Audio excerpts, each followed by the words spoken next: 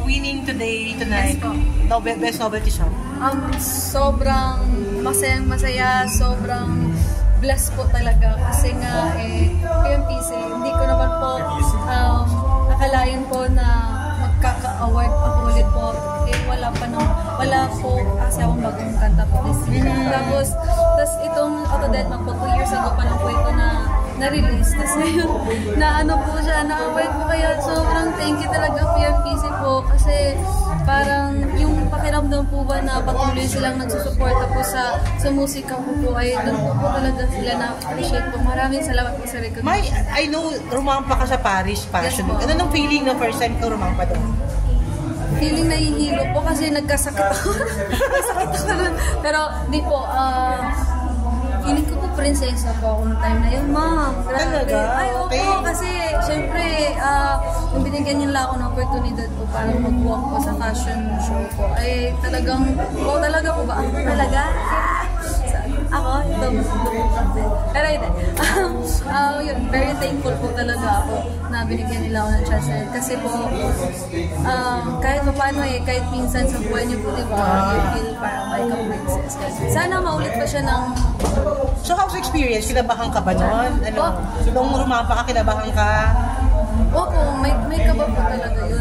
Lagi naman po, kahit saan ako isasalak po, maliit man o malaki po yung gagawin ko po, lagi po kinakabahan. Pero, ang importante doon po ay hindi ka po kakain sa kaba po talaga. Tsaka nandiyan yung Panginoon ko po. Kaya, yun, kaya siya yung nagabay talaga sa akin sa kahit malaki man or maliit man yung mga ginagawa ko po. So, yun talaga. Anong feeling ng mga Pilipino nakapenetrate na sa mga ganyan, sa fashion show natin sa ibang bansa, sa mga... Ano lang feeling, nakapenetrate na ang mga Pilipino, like si Art, ikaw naka-attend ka na, sila Pia, anong feeling? Nagsisimula ko lang po, wala, hindi ko alam. Pero anong feeling mo naman, ang mga Pinoy nakapenetrate na sa ganun, nakapasok na? Una-una po, ano po yung penetrate? Nakapasok na. Nakapasok na sila sa... nakapasok. Napasok na. Oo, nakapasok na. Okay. Siyempre po, nakaka-proud po bilang sa Pinoy. Iba po naman tayo.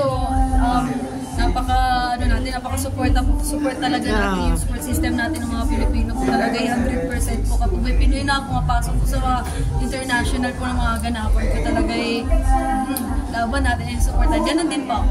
And I'm hoping kasi, ganun din po ako sa kanila. Sabi ko sa'yo before, mapapasok mo yan kasi with your... Diba? Madam! Kasi lang, yung ang kabugeras gagawing English, anong feeling mo gagawin ng English version? Feeling, ikaw may feelings ka po sa akin? Uy naman, syempre naman, masaya ka para sa'yo. I love you. I love you. Ang Makabugera English version. I love you too. Syempre po masaya man kasi hindi lang po target yung audience ko dito sa Philippines, pati doon po sa ibang bansa po. Kaya sobrang pasalamat ko po sa lahat ng mga producers ko po dito sa Philippines, Star Music, Star Papano, ABS-CBN Music, yung producer ko po si Mr. Carlo Katigbak na kung saan po ay siya po yung maging producer ko din po sa upcoming album ko po at sa ABS-CBN Music. Nabanggit mo na si Sir Carlo, no? Ano lang feeling bilang isang kapamilya na nag-lay off uli na 100 na kapamilya, nawala ng trabaho uli? Wag na yan. Okay, Christmas, how you will celebrate Christmas? Christmas po, syempre po sa family po talaga yan. Lagi po yan, ma'am. Last na lang, friend. What do you learn from your past relationship na ina-apply mo ngayon? Wala na po. Hindi pwede yun? Ano po? Thank you. Ano nga, wala ba? Wala. Ano po? Wala po. Wala Wala po. At least happy ka. Picture lang kita, Mars. Kailangan